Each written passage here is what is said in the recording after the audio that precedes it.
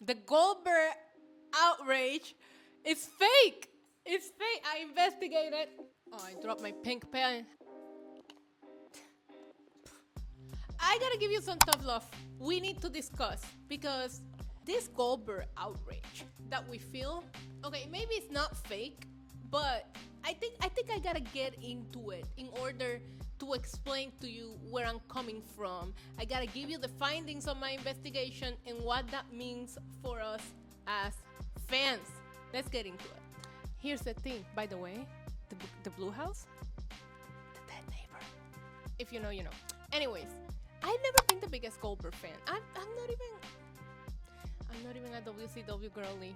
I never even watched it, if I'm being honest with you. You guys know I got into this later. So, my relationship with Goldberg doesn't start until 2016, when I am just fully back into wrestling. I'm watching full time, I'm into it, and Brock Lesnar is one of my favorites. We all know it. I love my Beastie. If you've been a long time viewer, you know that is Roman, Beastie, said. Those have always been like my three favorites since I got back into wrestling.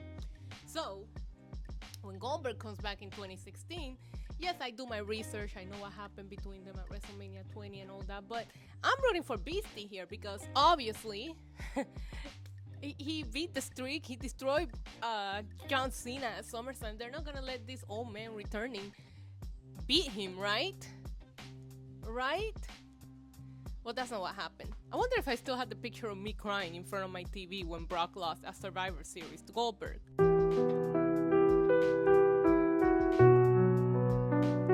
However, that led to me going to WrestleMania 33 and seeing what I think is, in my opinion, the best match that he's given us since his return, and that is the WrestleMania 33 match against Brock Lesnar.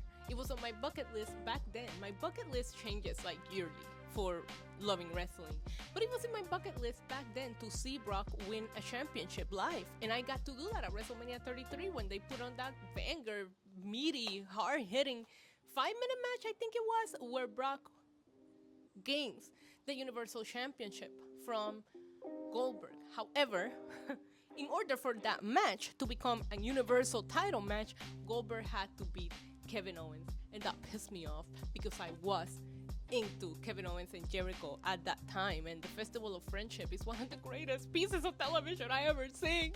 But yeah, he did it. He did it to one of our beloved ones.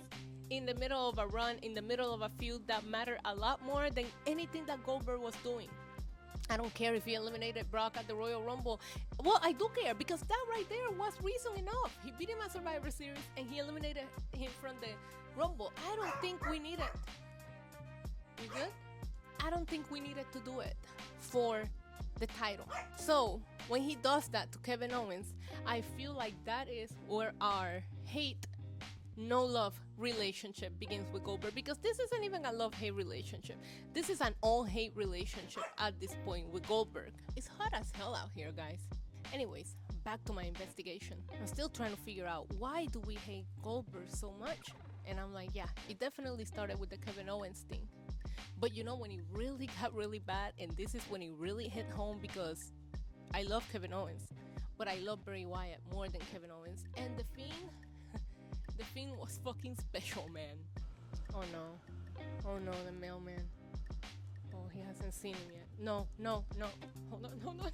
Well, the intention was to film outside, but I couldn't see, and I would like to spare the mailman's life today. So we're back in, and it was hot as hell out there.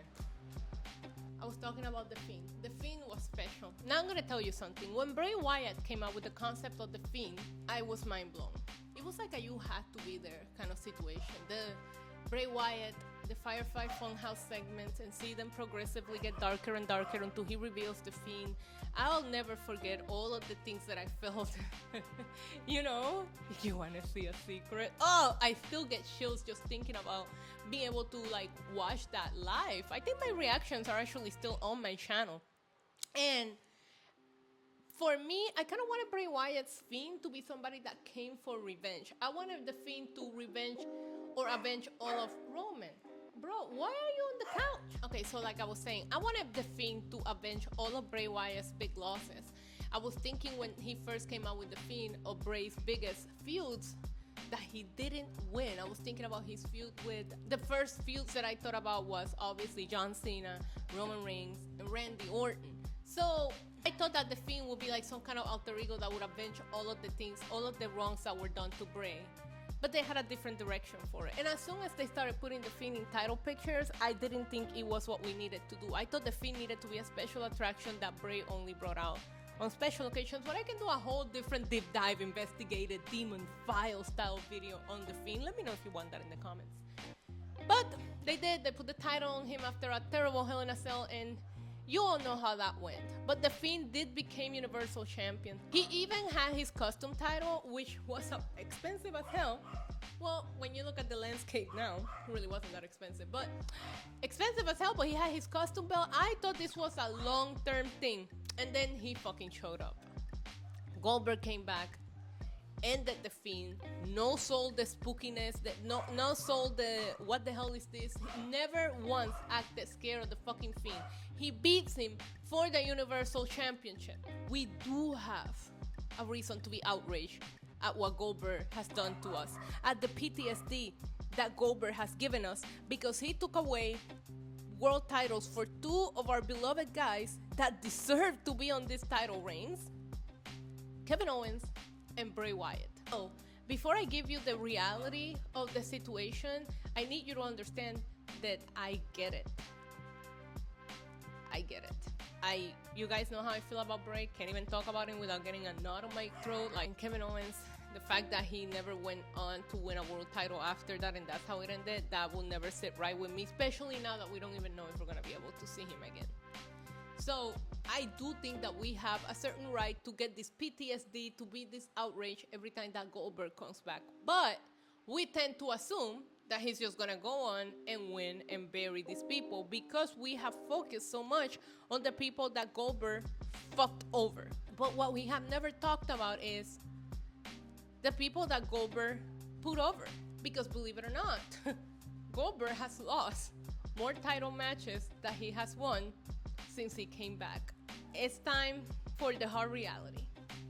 Look, I brought you into my safe space so that you feel better about the conversation that we're about to have. Because among the names of the people that Goldberg have actually put over are our guy, Drew McIntyre, Bobby Lashley, Roman Reigns.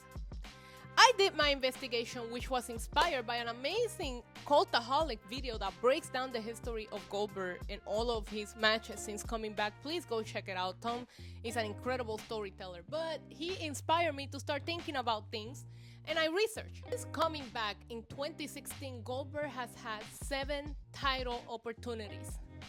He's won 2, and he's lost 5. So Gunther is most likely to beat him than he is to not beat him based on the odds. Now, I will give you this. He has had a total of 12 matches. 5 of them were non-titles. One of them is a Royal Rumble. It doesn't count. That's when he eliminated Brock, right? But he is 3-1 in non-title matches. So maybe it is better than this Gunther match is for the title. But he had a title match against Brock Lesnar in which he lost. He won the one. Okay, he won against Kevin Owens and he won against The Fiend. But he lost against Brock Lesnar. He lost against Braun Strowman. He lost against Drew McIntyre. He lost against Bobby Lashley. And he lost against Roman Reigns. So Goldberg has actually lost more title matches than he has won. A lot more than double. Problem was that the 2 that he won were so scary, were so traumatizing to us as fans that we can never let it go. But at this point, I feel like the outrage is kind of like low-key a little bit fake. He did beat Bobby Lashley recently back in 2021 in a Falls Count Anywhere match, but that wasn't even for the title. The first time they went at it was for the title, and Bobby Lashley did beat him. Since 2020, after the Fiend debacle, right? He's actually 1-4.